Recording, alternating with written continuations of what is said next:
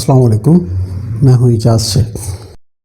ترکی میں حالیہ افسوسناک زلزلے کے بعد بہت سی افواہیں پھیل گئیں اور ان میں سے ایک افواہ یہ بھی گردش کرنے لگی کہ ترکی کا جو زلزلہ تھا وہ قدرتی نہیں تھا بلکہ مصنوعی طور پر لایا گیا تھا، اور کہا گیا کہ یہ زلزلہ ہارپ ٹیکنالوجی کی وجہ سے لایا گیا۔ کیا یہ بات سچ ہے؟ کیا واقعی ترکی کا زلزلہ کسی سازش کے تحت لایا گیا؟ کیا اس کا سبب ہارپ ٹیکنالوجی تھی؟ جی نہیں، یہ بالکل غلط افواہیں ہیں جو لوگوں میں پھیلائی گئیں۔ ترکی کے زلزلے کا ہارپ ٹیکنالوجی سے کوئی تعلق نہیں۔ اس بات کو سمجھنے کے لیے پہلے آپ کو ہارپ ٹیکنالوجی کے بارے میں جاننا ضروری ہے۔ ہارپ ٹیکنالوجی کیا ہے، اس کا کیا مقصد ہے، اس کو سادہ الفاظ میں جاننے کی کوشش کرتے ہیں۔ اس کا آغاز سن 1993 میں ہوا جب امریکن ایئر فورس، نیوی اور ڈارپا نے مل کر ایک پروجیکٹ تشکیل دیا اور اس کو ہارپ ٹیکنالوجی کا نام دیا گیا۔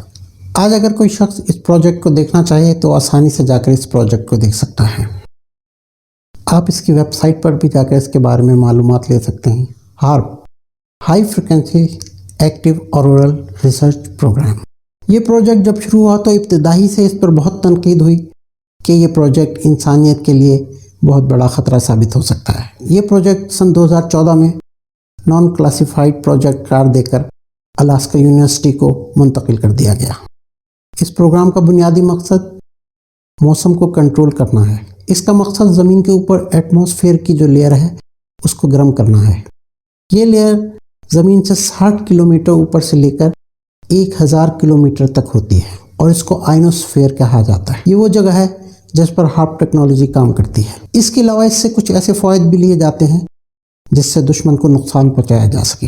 وہ اس طرح کہ اس ٹیکنالوجی سے آپ ہر قسم کے کمیونیکیشن کو جیم کر سکتے ہیں، یعنی سیٹلائٹ کمیونیکیشن، ریڈیو فریکوینسی، سب کو جیم کیا جا سکتا ہے، جس سے ڈیفنس ریلیٹڈ کمیونیکیشن بالکل ختم ہو جائے گی۔ آپ کے ریڈار سسٹم کام کرنا چھوڑ دیں گے اور یہ ایک انتہائی خطرناک صورتحال ہوگی کسی ملک کے ڈیفنس کے لیے، اور اس کے ذریعے انسانوں کے دماغوں پر بھی اثر انداز ہوا جا سکتا ہے۔ ان کی سوچنے سمجھنے کی صلاحیت ختم ہو جائے گی اور اس سے اپنے دشمن کو بغیر کسی اسلحے کے کنٹرول کیا جا سکے گا۔ اب اس پر کتنی کامیابی حاصل کر لی گئی ہے یہ معلوم کرنا بھی مشکل ہے۔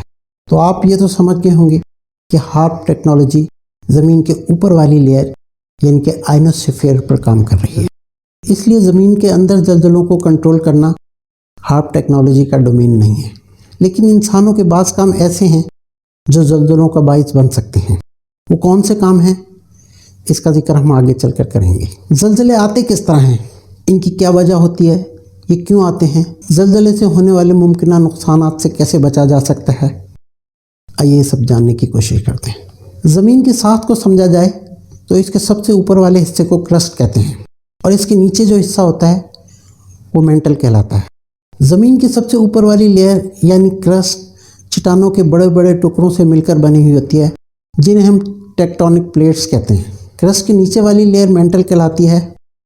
یہ لیکوڈ کی شکل میں ہوتی ہے اور یہاں جائیں تو لاوا ہی لاوا ہوتا ہے۔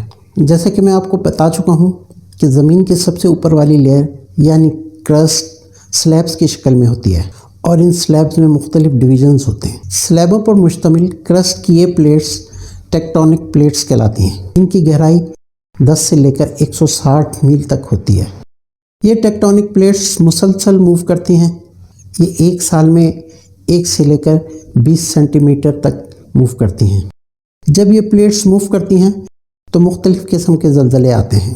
یہ پلیٹس 3 طرح کی ہوتی ہیں، یا تو وہ ڈائیورس کر جاتی ہیں، یا کنورجنٹ ہوتی ہیں، یا ٹرانسفارمیشن میں چلی جاتی ہیں۔ ڈائیورجن میں یہ پلیٹس دور ہو جاتی ہیں، کنورجنٹ میں وہ ایک دوسرے کے اوپر موو کر جاتی ہیں، اور ٹرانسفارمیشن میں وہ سائیڈ وائز موو کرتی ہیں۔ 1935 میں چارلز رکٹر نے رکٹر اسکیل ڈیولپ کیا جو آج بھی یوز کیا جاتا ہے کسی بھی زلزلے کی شدت کو معلوم کرنے کے لیے۔ یہ 0 سے لے کر 10 تک جاتا ہے۔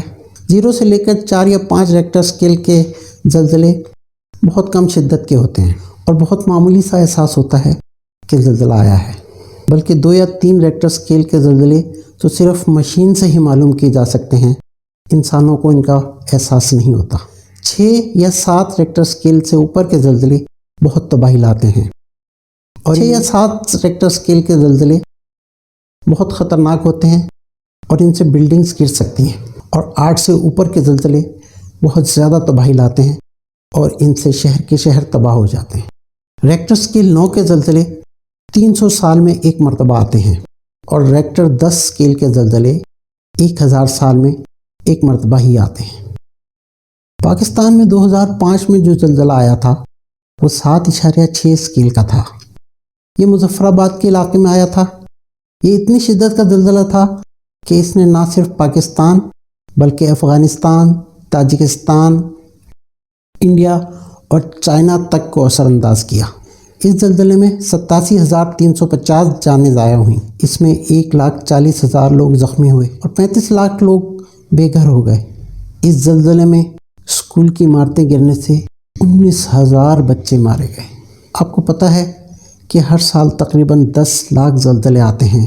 ان میں سے زیادہ تر اتنی کم شدت کے ہوتے ہیں کہ ہمیں وہ محسوس نہیں ہوتے۔ زیادہ تر زلزلے وہاں آتے ہیں جہاں فالٹ لائنز پروڈیوس ہوتی ہیں۔ وہاں اتنا زیادہ پریشر ڈیولپ ہوتا ہے کہ وہ راکس کو توڑ دیتا ہے۔ یہ راکس ٹوٹ جاتی ہیں یا پگھل جاتی ہیں یا آپس میں رگڑ کھاتی ہیں۔ زمین کی وہ لیئر جو مینٹل کہلاتی ہے، وہاں پر یہ راکس موو بھی کر رہی ہوتی ہیں۔ ان راکس کی موومنٹ کی وجہ سے اور ٹیکٹونک پلیٹس کی موومنٹ کی وجہ سے، راکس کے آپس میں رگڑ کھانے کی وجہ سے زلزلے آتے ہیں۔ زلزلوں کے بارے میں ہم کوئی ایگزیکٹ پیشن گوئی نہیں کر سکتے۔ ابھی تک ہمارے پاس کوئی ایسی ٹیکنالوجی نہیں ہے جو وقت سے پہلے ان زلزلوں کے بارے میں بتا سکے، جو ہمیں ایگزیکٹ انفارمیشن فراہم کر سکے ان زلزلوں کے بارے میں۔ تاہم ہم ایک مشین جس کو سائسموگرافک کہتے ہیں کے ذریعے زمین کی موومنٹ کو آبزرو کرتے ہیں، یا پھر ہم زمین کے اندر جھانک کر دیکھیں، جس کے لیے ہمیں بہت گہرائی تک جانا ہوگا۔ جیسا کہ میں آپ کو بتا چکا ہوں کہ ٹیکٹونک پلیٹس زمین کے اندر 100 سے 150 کلومیٹر تک گہرائی میں ہوتی ہیں، لیکن ہم ابھی تک زمین کے اندر زیادہ سے زیادہ 12 کلومیٹر تک ہی ڈرل کر سکے ہیں۔ تو یہ ناممکن ہے کہ ہم زمین کے اندر کوئی ایسی ڈیوائس لگا دیں جو ان ٹیکٹونک پلیٹس کی موومنٹ کو مانیٹر کر سکے۔ انسان زلزلے لانے کی وجہ کیسے بنتے ہیں، آئیے آپ کو بتاتے ہیں۔ جب ہم آئل یا گیس نکالنے کے لیے زمین میں ڈرلنگ کرتے ہیں تو ہم اس ڈرلنگ سے راکس کو توڑتے ہیں، جس کے نتیجے میں ہم ایک امبیلنس کریٹ کرتے ہیں جو زلزلے لانے کا باعث بنتا ہے۔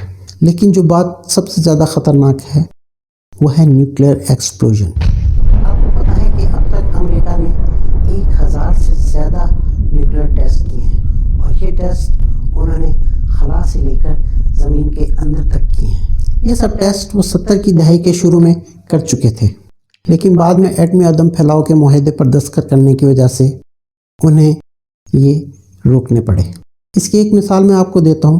سن 1971 میں امریکہ نے الاسکا میں زمین کے اندر ایک نیوکلیئر ٹیسٹ کیا، جس کے نتیجے میں وہاں 6.8 اسکیل کا زلزلہ آیا، اور اس کے بعد 1 ماہ تک 1000 سے زیادہ آفٹر شاکس آتے رہے۔ اب پاکستان کی بات کی جائے تو پاکستان کا تقریباً 2/3 حصہ فالٹ لائن پر موجود ہے۔ فالٹ لائن پر موجود علاقوں میں کبھی بھی زلزلہ آ سکتا ہے، اور وہ ہائی رسک پر ہوتے ہیں۔ زلزلوں کے اعتبار سے پاکستان دنیا کا 5واں حساس ترین ملک ہے۔ زلزلہ ایک قدرتی آفت ہے، اور یہ کبھی بھی کہیں بھی آ سکتا ہے۔ اس کے بارے میں کوئی پریڈکشن نہیں کی جا سکتی، البتہ ہم کچھ احتیاطی تدابیر اختیار کر سکتے ہیں۔ زلزلہ خود سے کوئی تباہی نہیں لاتا، بلکہ اس کے باعث جو بلڈنگز گرتی ہیں ان سے جانی اور مالی نقصان ہوتا ہے۔ ہمیں چاہیے کہ ہم اپنی بلڈنگز کو شاکس پروف بنائیں تاکہ وہ زلزلوں کو برداشت کر سکیں، اور آج کل ایسی بلڈنگز بن رہی ہیں۔ زلزلے آنے پر پینک بالکل نہ ہو، بلکہ پرسکون رہیں۔ کوشش کریں کہ فوراً کسی کھلی جگہ پر منتقل ہو جائیں۔ زلزلے کے بعد عام طور پر بجلی منقطع ہو جاتی ہے۔ ایسی صورت میں ماچس یا موم بتی بالکل مت جلائیں، کیونکہ گیس لائن لیک ہو سکتی ہے۔ زلزلوں کے بعد عام طور پر آفٹر شاکس آتے ہیں، تو اس کے لیے تیار رہیں۔ اپنا اور اپنے چاہنے والوں کا خیال رکھیں۔ اللہ حافظ۔